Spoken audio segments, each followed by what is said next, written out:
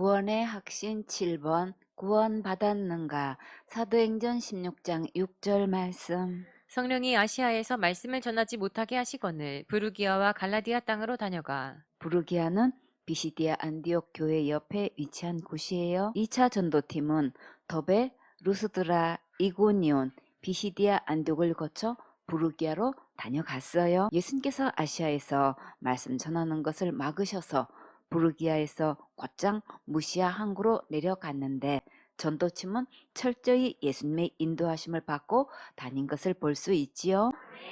우리 사역도 예수님의 철저한 인도하심 속에서 따라가며 순종해야겠지요.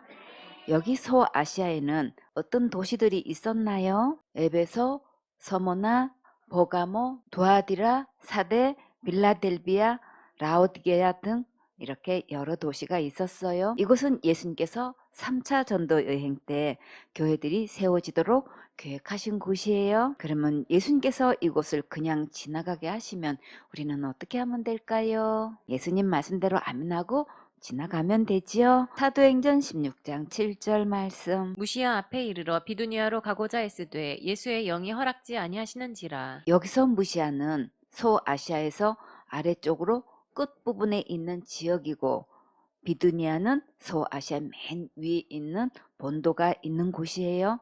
그쪽으로 가려고 애를 썼는데 예수님께서 허락하지 않으셨어요. 그러면 우리는 어떻게 하면 될까요? 다 이해 못하고 다 알지 못해도 아멘하고 순종하며 따라가면 되지요.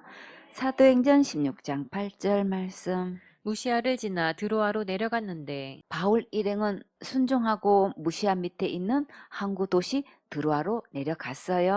갈 때까지 가면 예수님께서 책임지시고 인도해 주셔요. 사도행전 16장 9절 말씀. 밤에 환상이 바울에게 보이니 마게도냐 사람 하나가 서서 그에게 청하여 가로되 마게도냐로 건너와서 우리를 도우라 하거늘. 갈 바를 알지 못하고 기다리고 있을 때 바울이 환상 가운데 마게도냐 사람이 건너와서 자기들을 도와달라고 요청하는 것을 보게 되었어요. 바울은 이 환상을 어떻게 해석했을까요? 사도행전 16장 10절 말씀. 바울이 이 환상을 본 후에 우리가 곧 마게도냐로 떠나기를 힘쓰니 이는 하나님이 저 사람들에게 복음을 전하라고 우리를 부르신 줄로 인정함이러라. 예수님께서 진짜 멋지게 인도하셨지요. 예수님은 우리가 다 알아들을 수 있는 방법으로 알려주셔서 감사해요. 내 생각대로, 내 마음대로, 내 감정대로 하지 않고 사역자는 예수님께서 지시하는 대로 순종하는 자세가 정말 필요하겠지요. 이 순종은 하루아침에 되는 것이 아니라 훈련 속에 되어지는 거예요. 왕의 측근에 있으려면 무엇을 잘 살펴야 하나요? 왕의 기색을 잘 살펴야지요. 왕 대신 예수님의 기색을 잘 살펴서 지시하는 대로 즉시 순종해야겠지요. 사도행전 16장 11절 말씀. 드로아에서 배로 떠나 사모드라게로 직행하여 이튿날 네아폴리로 가고. 사모드라게는 마게도냐 가는 쪽에 있는 큰 섬이에요. 그곳으로 직행해서 마게도냐에 있는 네아폴리로 가는데 하루가 걸렸어요. 사역자는 배 안에서 온종일 기다리는 무료한 시간도 잘 견디는 훈련이 필요하겠지요. 배를 타면 멀미를 해서 하루 종일 아무것도 먹을 수 없을 수도 있어요. 주원이 배멀미 한다고 복음 전하러 가지 않고 집에 돌아가야 될까요? 끝까지 견디고 인도하시는 데까지 계속 전진해야겠지요. 다 같이 고고! 계속 전진! 사도행전 16장 12절 말씀. 거기서 빌립보에 이르니 이는 마게도냐 지경 첫 성이요 또 로마의 식민지라. 이 성에서 수일을 유하다가 드디어 우리가 잘 알고 있는 빌립보에 도착했어요. 첫 성은 가장 큰 도시라는 뜻이에요. 빌립보는 마게도냐에서 가장 으뜸가는 도시, 첫째 가는 도시였어요. 하음이 우리나라의 첫째 가는 도시는 어디인가요? 서울이지요. 참 잘했어요. 사도행전 16장 13절 말씀. 안식일에 우리가 기도처가 있는가 하여 문 밖 강가에 나가 거기 앉아서 모인 여자들에게 말하더니 여기서 문 밖은 성문 밖을 말해요. 거기에서 제일 먼저 무엇부터 했나요? 너무나 풍경이 아름다워서 사진부터 찍었을까요? 그때는 사진기가 없었지요. 제일 먼저 기도할 곳을 찾았지요. 때마침 문 밖에 여자들이 모여 있었는데 바울은 어떻게 했을까요? 즉시 가서 복음을 전했지요. 바울의 이 아름다운 모습은 정말 너무나 멋지지요. 여러분도 영혼을 만나면 즉시 복음 전할 준비가 되어 있나요? 다 같이 준비됐나요? 준비됐어요. 예수님, 복음을 끝까지 잘 들을 수 있는 사모하는 영혼들을 많이 붙여주세요. 아멘. 사도행전 16장 14절 말씀. 두아디라 성의 자주장사로서 하나님을 공경하는 루디아라 하는 한 여자가 들었는데 주께서 그 마음을 열어 바울의 말을 청종하게 하신지라. 도아디라 성 출신의 자주 장사를 하는 루디아가 하나님을 공경하였는데 마음을 활짝 열고 바울이 전하는 복음을 잘 경청했어요. 자주 장사는 비단 장사, 실크를 말해요. 말씀을 간절한 마음으로 사모하며 듣는 모습은 정말 너무나 아름답지요. 하나님의 말씀을 잘 경청하는 것이 예배 성공하는 거예요. 하나님께서 말씀을 사모하는 루디아에게 예수님의 십자가의 복음을 듣게 하셨어요. 이것이 하나님의 가장 큰 축복이에요. 지금도 하나님의 말씀을 사모하면 복음도 들려주시고 천국 갈 수 있는 길도 보여주셔요. 루디아는 예수님의 십자가의 복음을 듣고 어떻게 결심했을까요? 사도행전 16장 15절 말씀. 저와 그 집이 다 침례를 받고 우리에게 청하여 가로되 만일 나를 주 믿는 자로 알거든 내 집에 들어와 유하라 하고 강권하여 있게 하니라. 루디아는 자기 집에 있는 자들과 함께 다 예수님을 믿고 침례를 받았고 이 말씀이 너무나 더 듣고 싶어서 자기 집에 유하면서 복음을 들려달라고 강력하게 요청했어요. 이렇게 나오면 정말 너무나 감사하지요. 그 가정에 한 사람의 역할이 이렇게 중요해요. 하나님의 말씀을 잘 청종한 루디아 가정을 통하여 유럽 지역에 역사적인 첫 교회가 탄생했어요.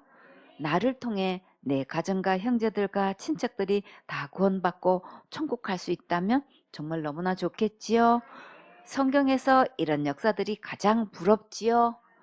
저와 그 집이 다 믿고 침례를 받았더라. 다 구원을 받았더라.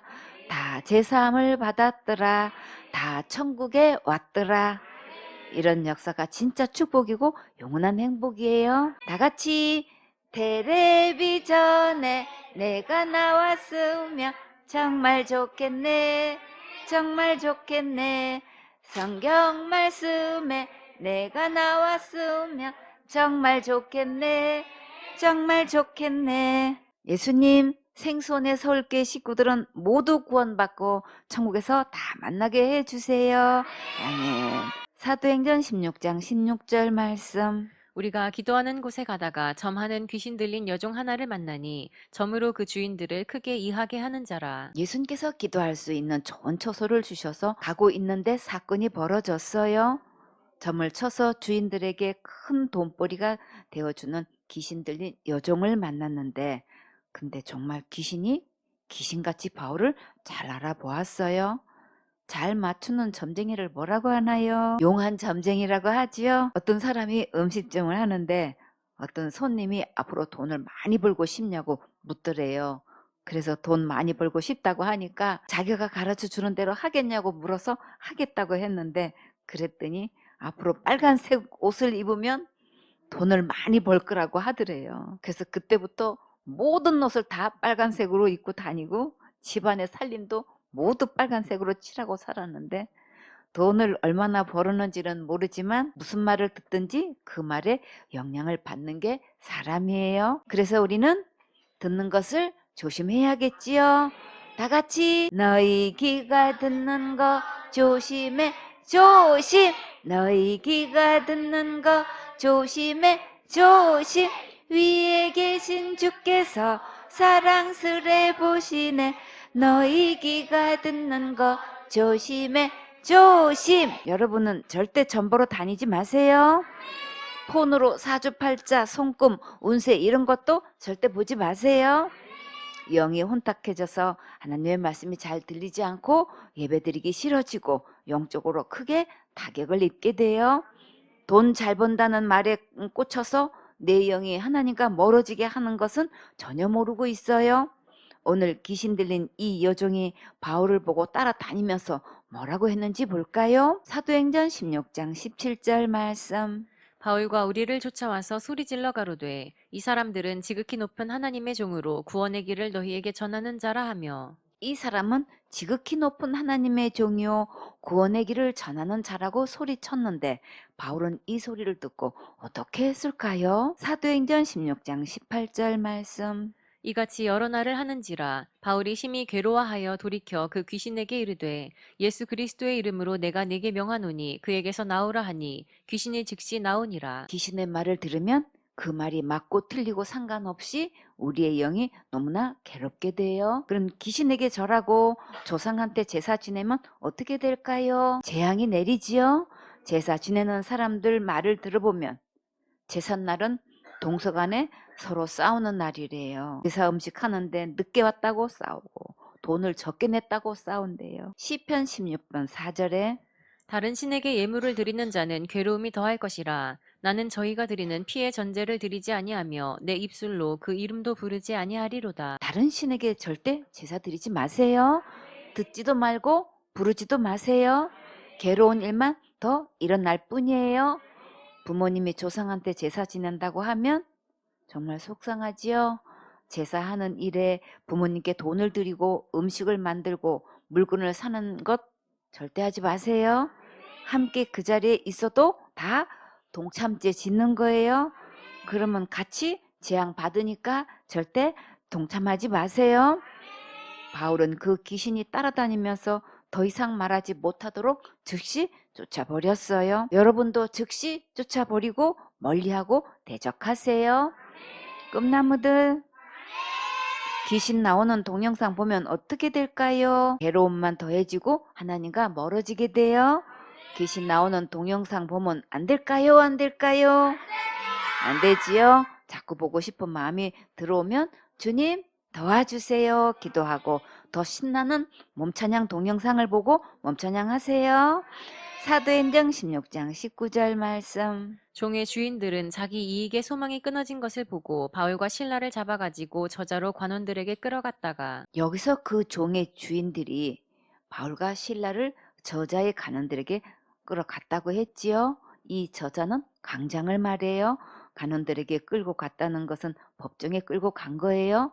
지금으로 말하면 지구대나 경찰서에 끌고 간 거예요.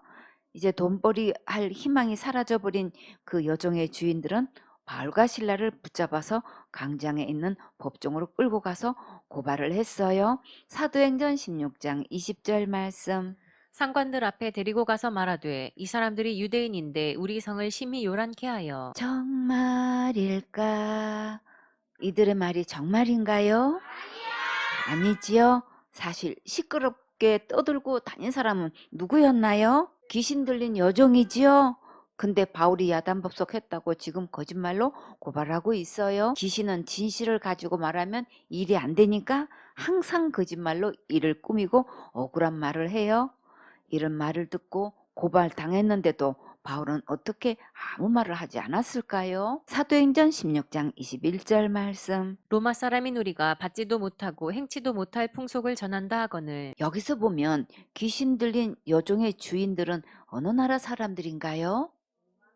로마 사람이지요. 이 여종의 주인들이 로마 사람이라면 바울이 더 크게 다칠 수도 있겠지요.